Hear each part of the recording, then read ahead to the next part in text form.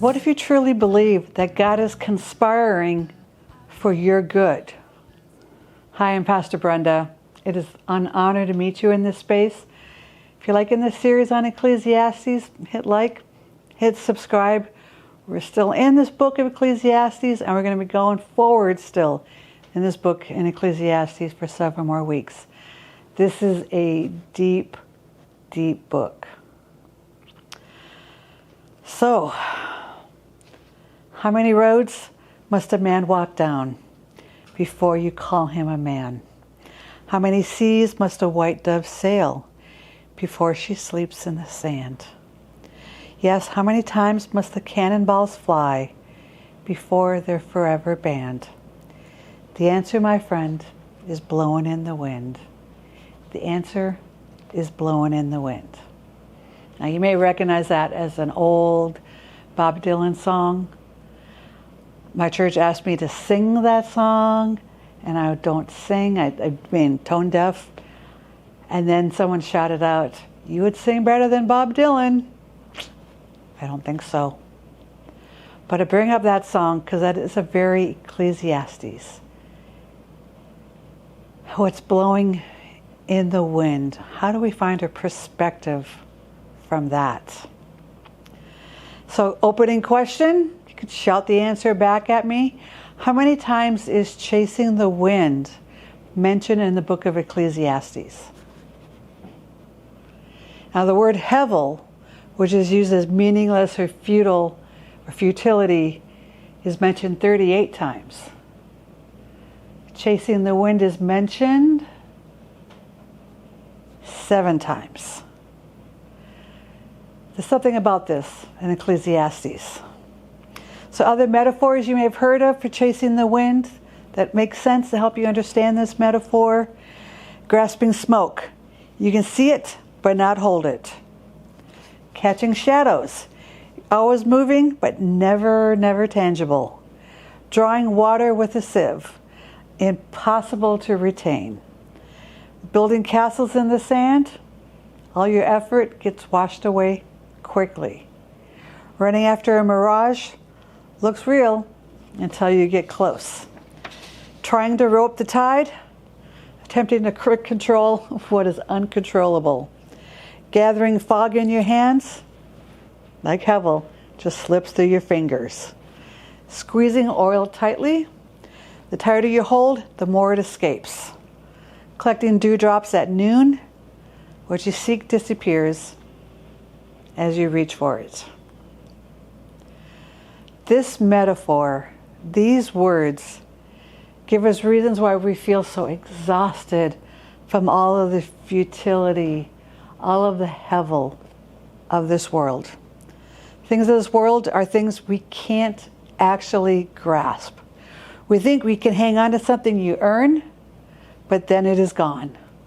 You still feel empty after you have succeeded. And then what? Your good works are vanity.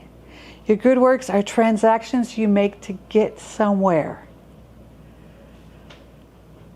Grace here is what matters. And grace isn't transactional. It can't be earned, predicted, or managed. Grace is a gift, and it is given without strings. But Ecclesiastes, these words of hevel, do give us this larger story perspective. We're going to look at a chunk out of Ecclesiastes tonight, Ecclesiastes 3, 9 through 15. Part we've done already, and part's going to be new. All right. Verse 9. What do people really get for all their hard work? Right? I've seen the burden God has placed on us all. Yet God has made everything beautiful for its own time. He's planted eternity in the human heart. But even so, people cannot see the whole scope of God's work from beginning to end. So I conclude there is nothing better than to be happy and enjoy ourselves as long as we can.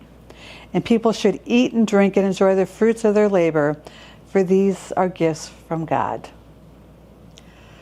This is the larger story. We work hard in this life, like all of us. Sometimes it's fair, and sometimes it is unfair. And it's still really all hevel. We just can't grasp onto it. It's chasing the wind. And what do we get for it? This. We get the larger story. And God honors this. I'm not being cliche here. Hang with me. Verse 11, again. Yet God has made everything beautiful for its own time. He has planted eternity in the human heart, but even so, people cannot see the whole scope of God's work from beginning to end. The word beautiful here is very Genesis. This was planted way back in Genesis. This was planted into us. There's beauty in Genesis. There's beauty in us that we get to be a part of. Now, Genesis 3 talks about the sin and Adam and Eve leaving the garden, and now we have this created place called earth where beauty still happens. Sin cannot corrupt beauty. It was there in the beginning in Genesis. It is here on this earth, and in the hevel, we get glimpses of it, correct? And then, of course, in the third created place, heaven and earth coming together, beauty and beauty and beauty, right? So can we trust God that He will make everything beautiful? What would happen if you believe that God was both safe and good? What if you truly believe the idea that God was conspiring for your good? Sometimes you will find out why, and sometimes you won't. Can you trust that God will make everything beautiful? And this lesson of contentedness, back in the problem with pleasure one, take a look at that. It returns to us again here in verse 13. This is our response to hevel. Enjoy life. Be content. You got food and friends and good things are happening. Add a splash of cologne. This is part of it, and it's in this section too. Now let's move on to verse 14. This is a new verse for us. And I know that whatever God does is final. Nothing can be added to it or taken from it. God's purpose is that people should fear Him. Catch that. Your decisions matter here, and they matter for eternity. Even if your life is one step forward, two steps back, some perfect progress we talk about, our contentedness and our peace and decisions from our rootedness in God make a difference even into eternity. So Ecclesiastes 12:13-14 again. I've been saying this every week. This is the conclusion to the book of Ecclesiastes. This is what the teacher wants us to understand. That's the whole story. Here now is my final conclusion. Fear God and obey His commands, for this is everyone's duty. God will judge us for everything we do, including every secret thing, whether good or bad. Our decisions matter into eternity. Trust this larger story, God. And then here again in 3:14, just like in Ecclesiastes 12:13, there's a lot of twos and threes in that. We get this fear God perspective. And I want to say one more time what this fear God means. It's a root word in the Hebrew, spelled Yireh, Y-I-R-E-H, or A-H. And it's a wide range. It is fear, reverence, awe, and trembling. And in the Old Testament, because it's Hebrew, so it's in the Old Testament, this shows up in the context ranging from a child fearing a parent, that's respect and fear at the same time, right? A nation trembling before a conquering army, A prophet completely undone in the presence of God. Those all mean fear. What holds all this together is this one thought. It's of recognized weight. Something of enormous magnitude has entered the room, and the appropriate response is to recognize that something has shifted. There's an enormous weight here. When it comes to fearing God, you can live with this. There's a larger story God who has entered into your life and is going to give you this perspective. There's a fear in that of respect, awe, making good decisions. You follow? Verse 15. What is happening now has happened before. What will happen in the future has happened before. Because God makes the same thing happen over and over again. Human life moves in patterns. God has structured reality with rhythms, and you see rhythms throughout your life. Our brains are pattern-making machines. They're constantly looking for connections, predicting what will happen next, and trying to make sense of the world based on past experiences. And just before this section in Ecclesiastes, is this Ecclesiastes 3, 1 through 8. This is probably the most famous section of Ecclesiastes. It says, for everything, there is a season, a time for every activity under heaven, a time to be born and a time to die, a time to plant and a time to harvest. And it goes on for another 7 verses. There are patterns because there is nothing new under the sun, also repeated in Ecclesiastes. The world can only repackage the same old things, but in Christ, we find the one thing our souls were made for. In the midst of all this hevel, God offers rootedness. This ache in our soul is looking for this rootedness amidst the hevel. Now we think the situations we're living through right now are unprecedented. They haven't happened before, oh my. But they're not. Again, there's patterns and rhythms to this created world. People have lost and loved before. Empires have risen and fallen before. Societies have panicked, argued, celebrated, and rebuilt before. What feels new to us is often part of a long, long human story. How hopeless. But know this. God will call the past into account because God is also justice. This thought that God is justice is both humbling and stabilizing. It humbles us because we realize we are not the first generation to face chaos, uncertainty, or change. But it also stabilizes us because it means the world is not spinning out of control. The teacher is saying, you're living inside a story that began long before you and will continue after you.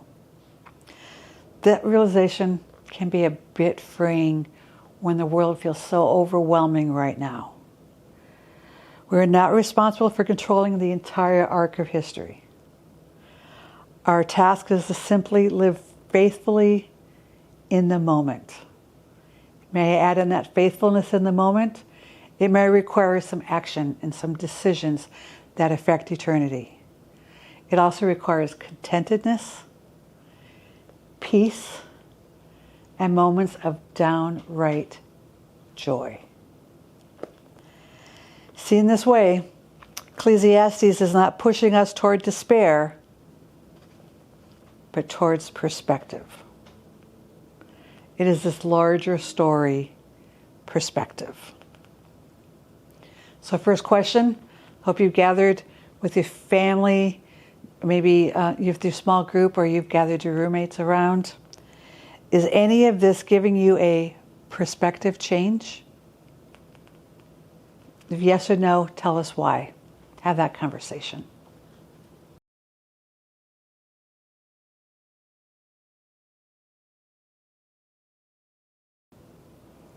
Second question.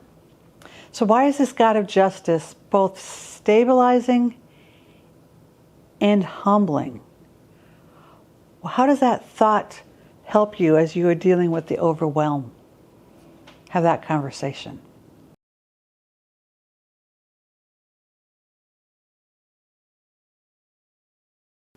One more question, but this is not for conversation. I want you to think about this. How would your relationships, decisions, or prayers change if you believed your story was held within God's larger story? This God of love and justice holds your larger story.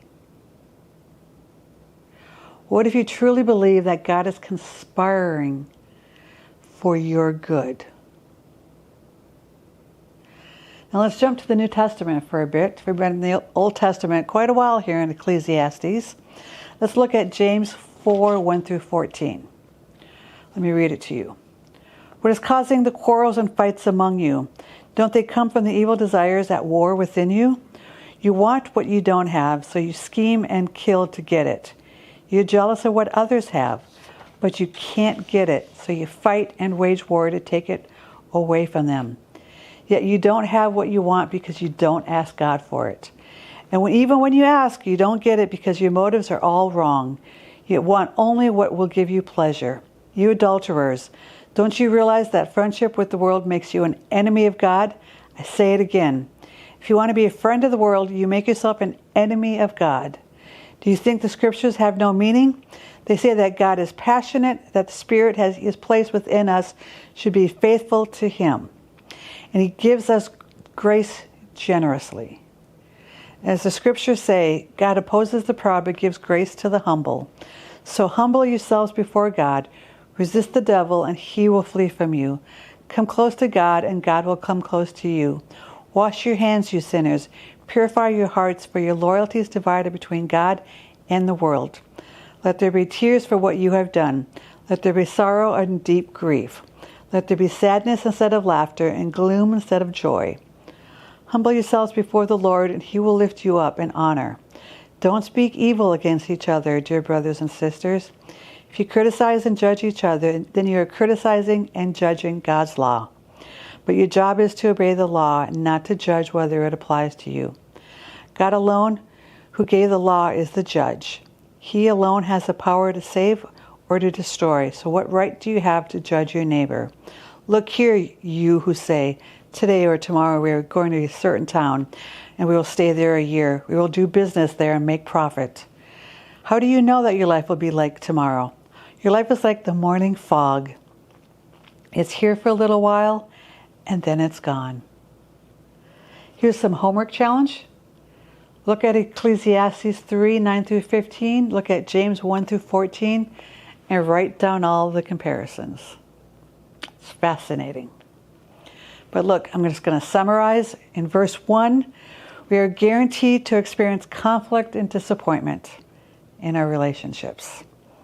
Also in verse 1 and 2, we are guaranteed to experience sinful, selfish desires, even as we try to live a pure and righteous life. In verse 7, we are guaranteed to experience outside assault and temptation from the enemy. True. In verse 9, we are guaranteed to experience sadness, suffering, and loss. And in verse 14, we are guaranteed to experience uncertainty and surprises. Again, compare this to Ecclesiastes and Hevel. These are brutally honest verses about what we will face. Repeating Ecclesiastes 3:15 again, what is happening now has happened before. What will happen in the future has happened before, because God makes the same things happen over and over again. But thankfully, this passage in James doesn't leave us there, because in the middle of James 4, in verse 6, there's this little phrase that changes everything. And He gives grace generously. God gives grace generously. Life goes on and on and on and on, and here is God giving grace generously. Now add that perspective to your life. The definition of grace we use here at Larger Story Church is grace is God refusing to abandon us and continuing to pursue us. We have a God of love and a God of justice. And then this God, and you see this throughout the story of the parable son. Go check out that series. How God gives grace. God meets us to restore us with grace generously. That's perspective. Now I want to give you one other proverb out of Ecclesiastes. We've done this now for several weeks. These proverbs in Ecclesiastes are one-off verses and they have a little bit more bite than what you find in the book of Proverbs. This one is 7:14. Enjoy prosperity while you can, for when hard times strike, realize that both come from God. Remember that nothing is certain in this life. So for your next conversation question, talk about what that verse means and the perspective we've been talking about, how that applies to this proverb. Have that conversation.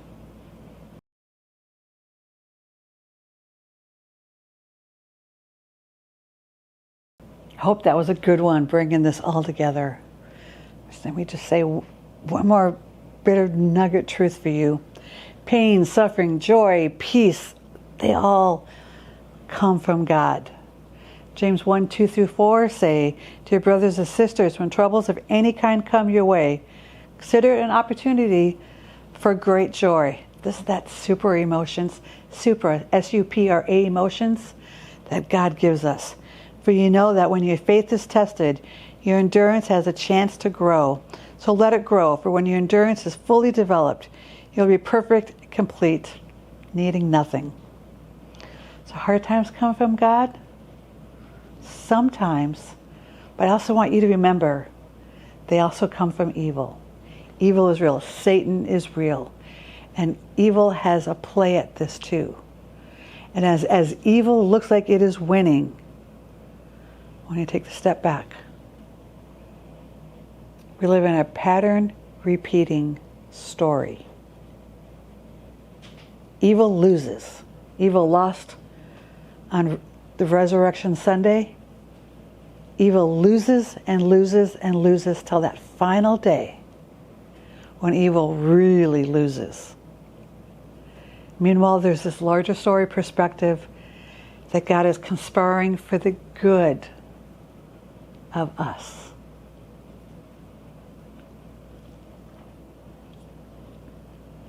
What if you truly believed that God is conspiring for your good? Last question. This is your benediction. I want you to think on this one. What risk might you take if you trusted that God was at work even in uncertainty? That's your benediction. Go, think, take some risks. I'll see you again.